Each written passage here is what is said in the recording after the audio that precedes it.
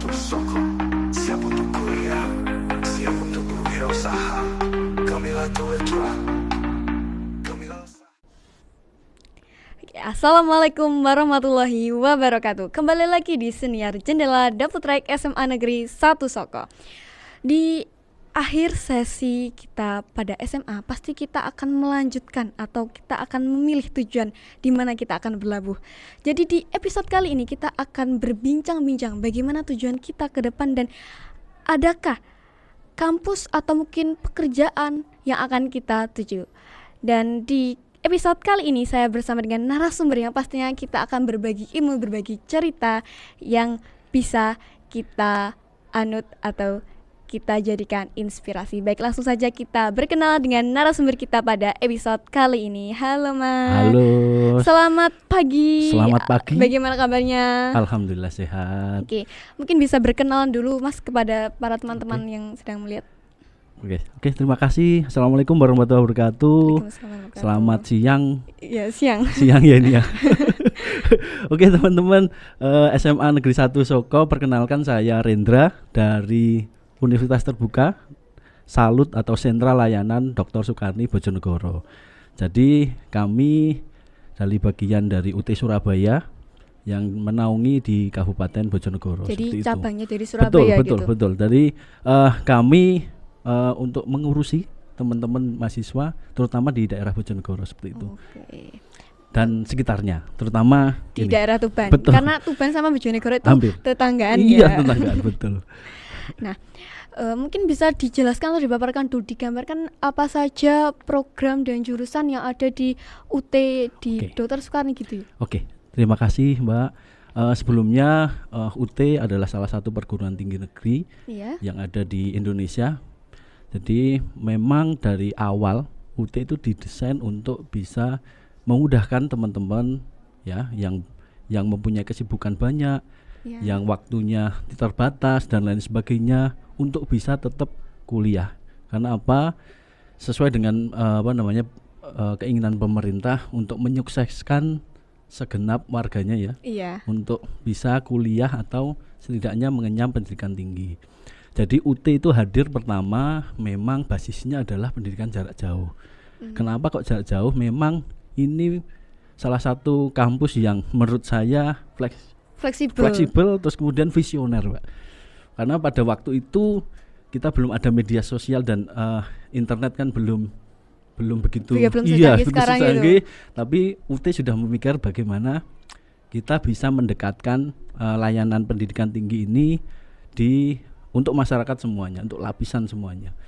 Terus kemudian memang basisnya adalah pendidikan jarak jauh yang dimana untuk mahasiswa ini dituntut untuk kemandirian belajar, kemandirian mencari ilmu dan lain sebagainya.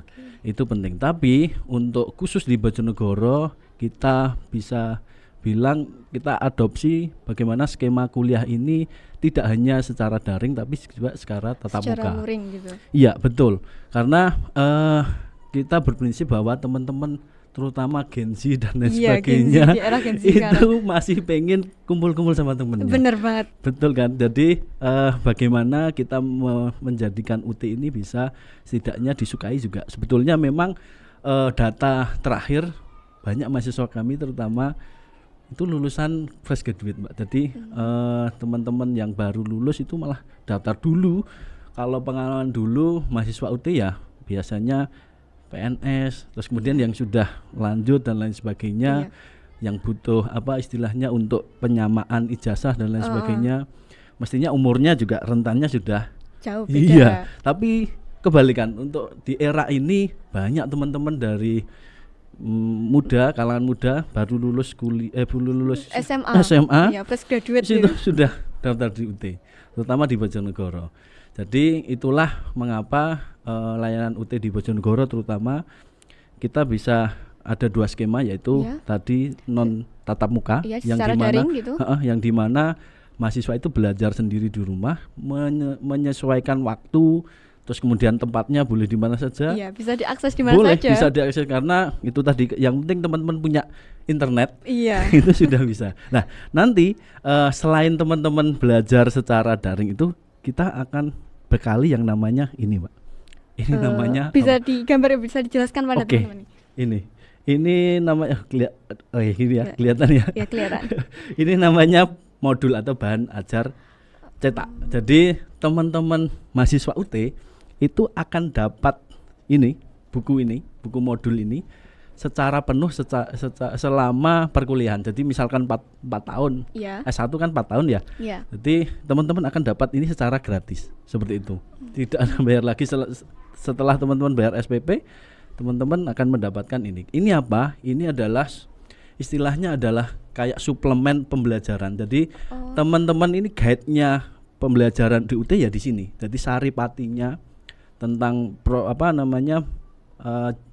mata kuliah, mata kuliah yang teman-teman ambil misalkan di manajemen, terus kemudian di akuntansi atau PGSD, tetap teman-teman akan dapatkan ini, yang dimana ini didapatkan secara gratis gitu. Jadi setelah teman-teman bayar SPP, teman-teman akan mendapatkan modul secara gratis. Berarti include dapat ini betul, juga betul. gitu. Terus kemudian untuk jurusan. Sebetulnya jurusan UT itu banyak sekali, Mbak. Hampir 39. Banyak banget nih, 39. Makanya tadi suruh jelasin, waduh, enggak apa-apa, tapi ada beberapa saja saya spill ya. Yang mungkin yang paling diunggulkan atau siap. paling ngehit. Terutama di Bojonegoro, Mbak. Jadi ada sekitar 5 jurusan yang favorit sekali. Yang pertama adalah manajemen. Manajemen dari mahasiswa kami yang hampir 2000. Itu separuhnya itu di manajemen. Ya. 2000 separuhnya, 1000 berarti di manajemen. Gitu.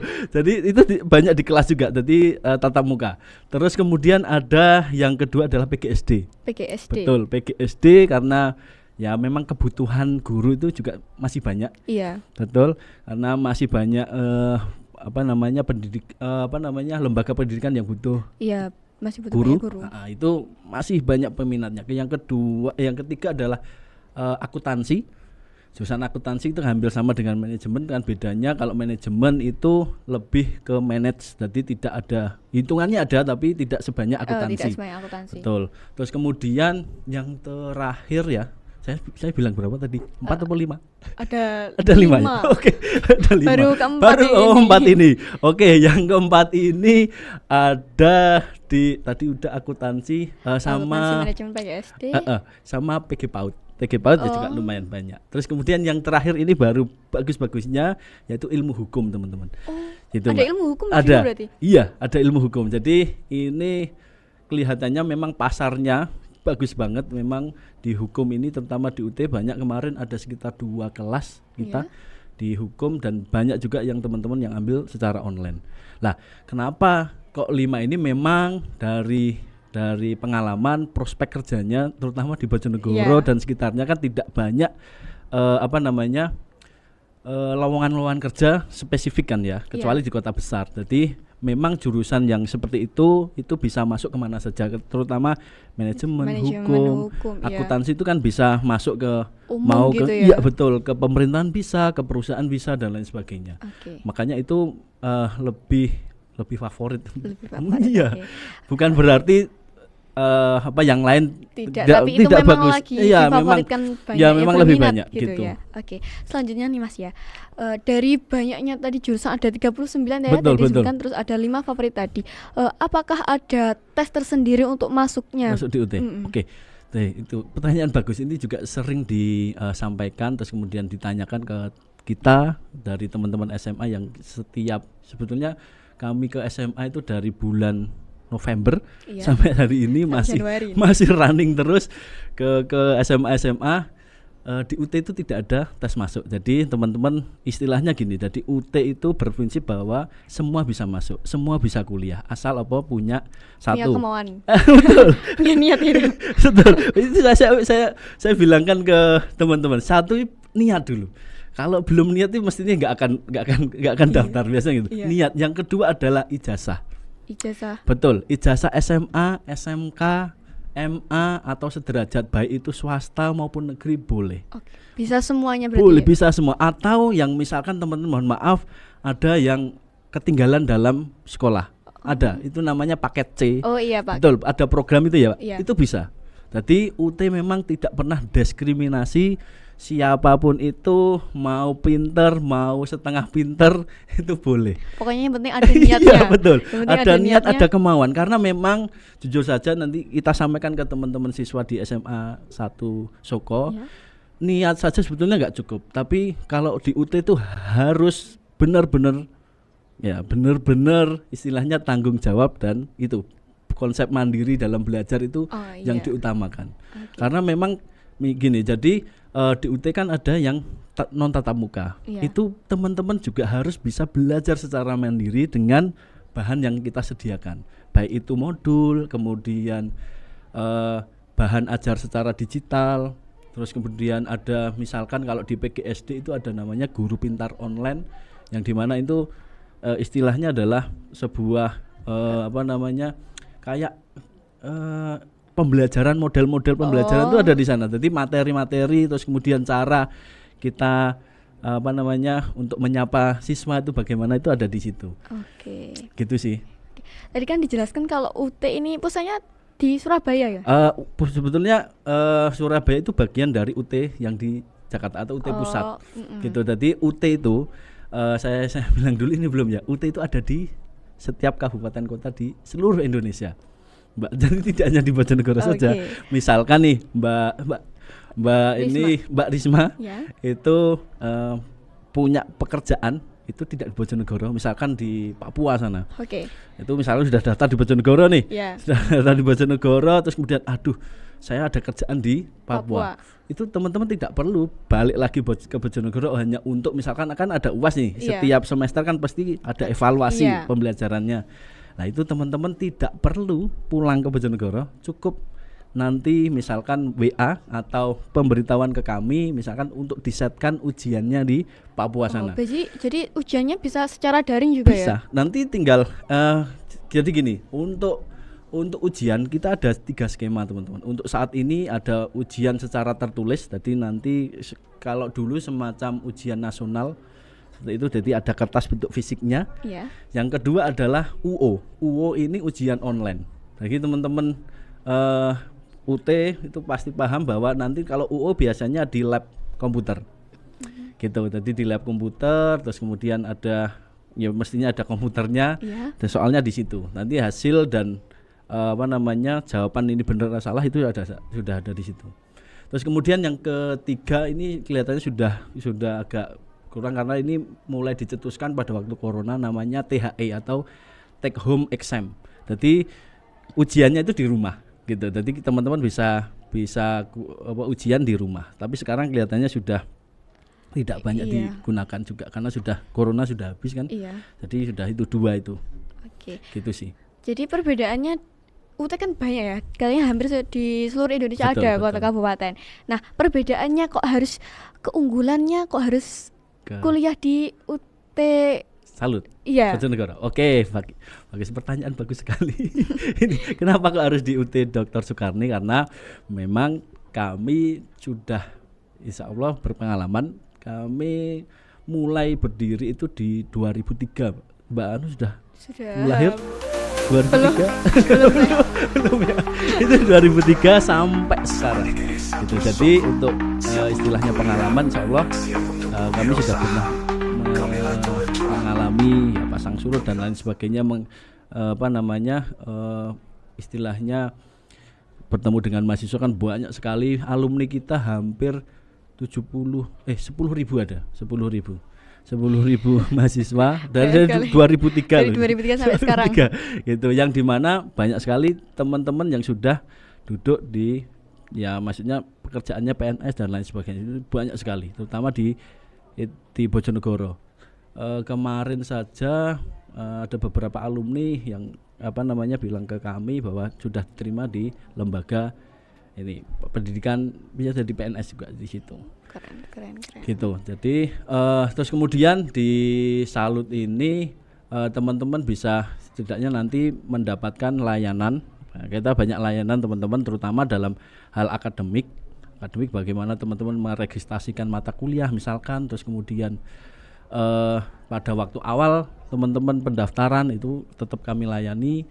Terus kemudian misalkan nih ada beberapa teman-teman yang sibuk sekali Untuk pengurusan dan lain sebagainya nanti tetap kita yang handle seperti itu. Jadi fleksibel sekali ya. Iya, misalkan teman-teman aduh ini kok gak bisa ngurus, nah, nanti tinggal bilang ke kami untuk administrasi dan akademiknya nanti bisa kami yang handle seperti itu. Terus kemudian yang baru-baru ini sebetulnya sudah lama kita punya namanya pusat kegiatan mahasiswa, teman-teman.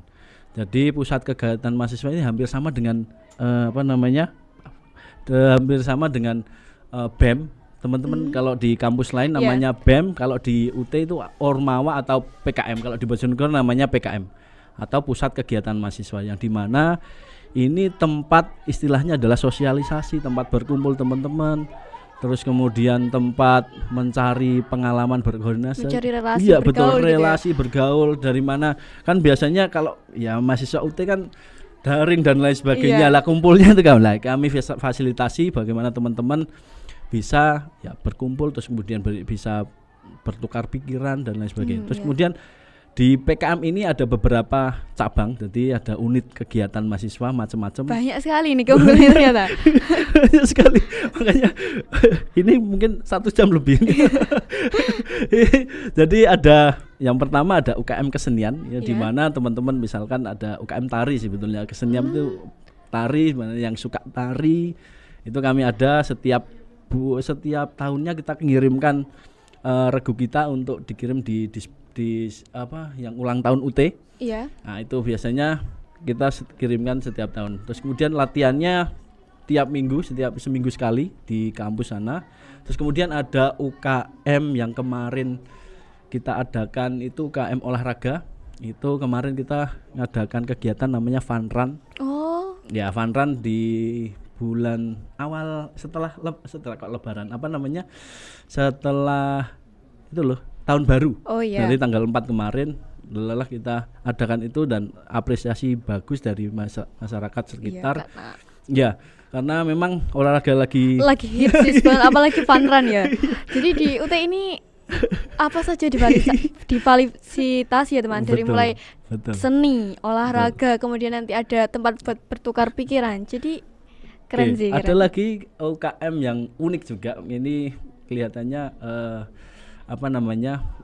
di komunitas Bojonegoro itu banyak sekali UKM pencak silat, teman-teman. Oh. Ini memfasilitasi teman-teman yang ya bukan ke arah itu, tapi memang prospek kita adalah menjadi atlet gitu. Oh, iya, bisa atlet tidak hanya sekedar gaya-gayaan untuk menunjukkan jati diri dan lain sebagainya.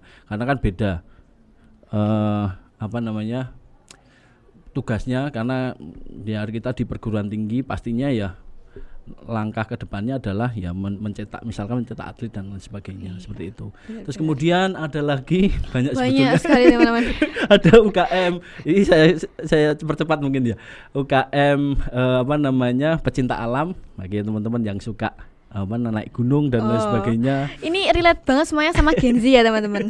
Itu naik gunung. Terus kemudian kita punya juga UKM seperti ini, UKM Sosprom namanya, dan UKM Content Creator seperti itu.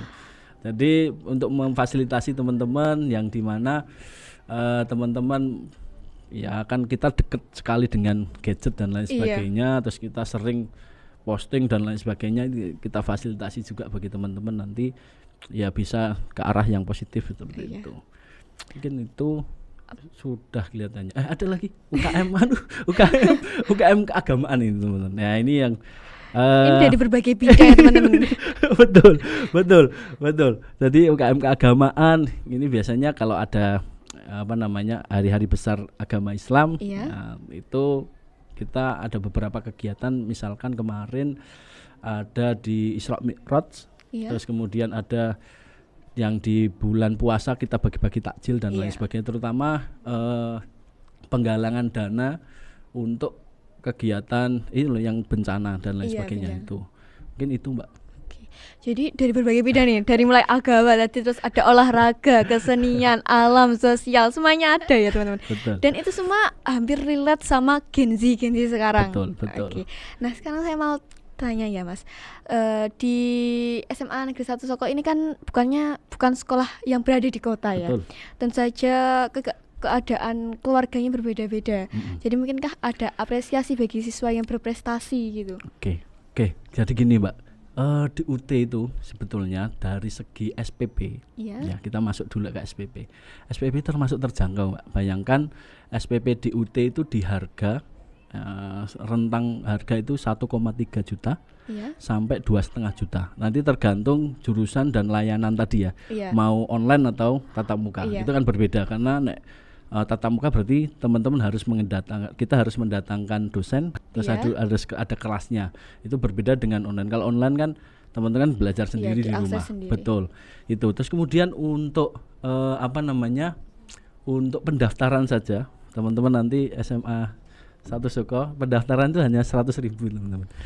Teman-teman sudah bisa kuliah di kampus negeri. Iya, kampus negeri loh, 100.000. 100.000 saja. Itu nanti teman-teman bisa bayar itu, terus kemudian ya nanti kan mestinya bisa misalnya kalau mau beli jas alma mater kan beda lagi, nanti ada sekitar 200 ribuan jas alma mater dan lain sebagainya itu. Paling di total nggak sampai 3 juta untuk semester pertama, berarti nanti di semester selanjutnya yaitu di angka itu sama. Iya, kita ada juga namanya pengelolaan. Jadi teman-teman yang gabung di Salut nanti akan ada namanya biaya pengelolaan. Pengelolaannya hanya 500.000 saja. Itu sudah tidak ada uang gedung, tidak ada uang pangkal, dan pokoknya yang uang itu tidak ada. Jadi pure hanya situ saja. Gitu sih. Mungkin di akhir sesi ini apakah ada motivasi ya, khususnya bagi siswa-siswi SMA Negeri 1 Soko kelas 12 yang bingung menentukan aku kuliah enggak, kerja enggak. Intinya mereka sedang bimbang gitu. Bimbang. Oke, karena kan memang kelas 12 ini sebetulnya penentuan nih jalan dia mau kemana, arahnya kemana. Ini salah satu harusnya teman-teman di kelas 12 ini bisa menentukan aku pengennya di mana. Nek menurut saya pribadi teman-teman setidaknya kalau dari SMA yuk coba dulu kuliah. Karena apa? Memang sebetulnya kuliah itu tidak membuat teman-teman kaya raya sebetulnya. Memang. Ya kan? Tapi tidaknya teman-teman nanti punya peluang.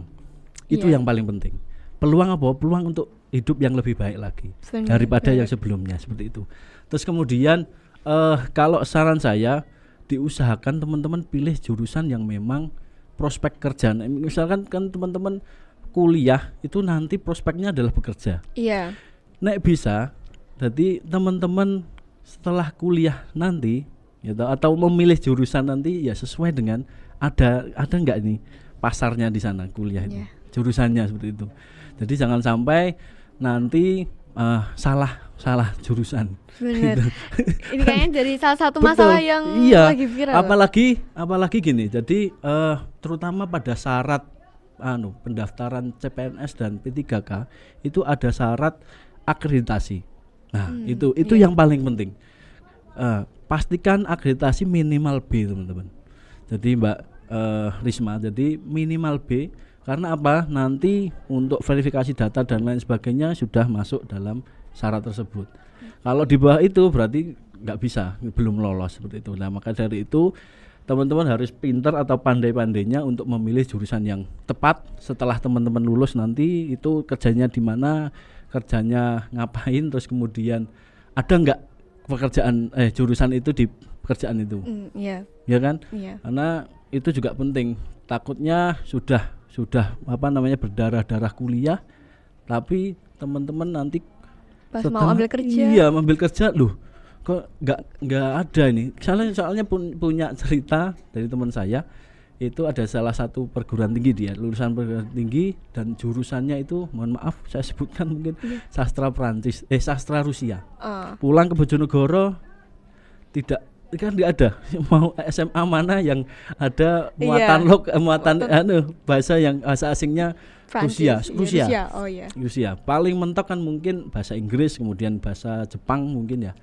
Nah, itulah yang menjadikan nanti trigger bagi teman-teman pengen kuliahnya itu atau jurusannya itu harus setidaknya nanti prospek kerjanya itu ada. Prospek kerja ada, terus juga sesuai dengan skillnya juga. Betul. Terus kemudian misalkan teman-teman kuliah itu cari yang memang teman-teman sesuai dengan keadaan. Misalkan adalah teman-teman di Soko ini punya usaha dan lain sebagainya, tidak boleh keluar kota dan lain sebagainya. Itu ada alternatif bagus UT.